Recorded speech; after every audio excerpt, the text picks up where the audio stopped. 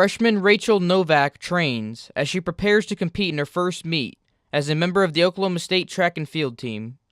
However, one summer day in 2014 forced her to adapt to something none of her teammates have to deal with.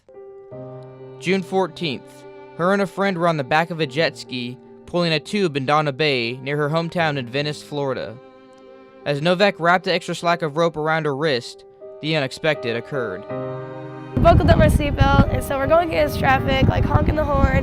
So we pull up to the hospital. The driver of the jet ski took off without her knowing, throwing Nowak into the water. As she arose to the surface, she could see blood. The force of the jet ski accelerating ripped Nowak's left hand right off. Following Rachel's accident, she wasn't sure what her hand would look like or how she would be able to use it. Because the hand came completely off, initially they didn't have to do anything, but as her arm continued to grow, they actually had to cut back a few centimeters to relieve her of some pain. And as you can see, she has now learned to hold objects such as this water bottle with ease. She was expected to be in the hospital for a couple weeks, yet was released after just 5 days. Her trauma unit all contracted MRSA, a bacterium that causes infections to arise in different parts of the body.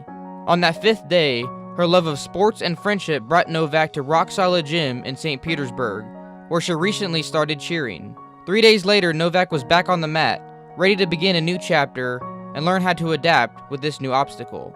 Even the day after she lost her hand, the only thing she was thinking about was getting back into the gym to be on a senior 4 team.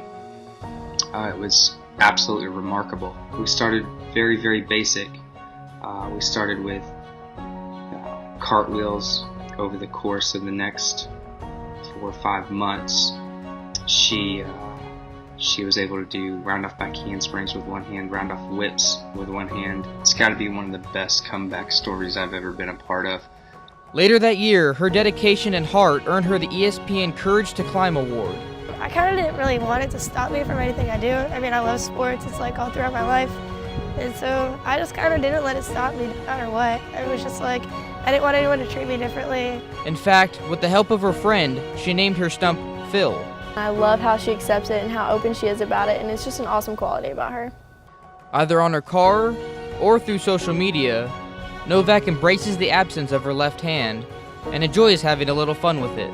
She's definitely the kind of person that makes you appreciate life more. She's always motivating people and lifts you up no matter what's going on. Her urge for cheerleading ended when she got to OSU, but one sport still lay heavy in her heart. If her accident wasn't enough, she had also dealt with shin splints when she both cheered and ran in high school.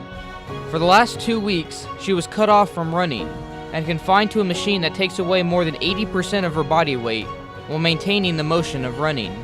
Now, Nowak is ready to excel past a new milestone. The walk-on is cleared to run on all surfaces and hopes to compete in middle distance at a Tulsa meet over spring break. For O State TV, I'm Tyler Segerman.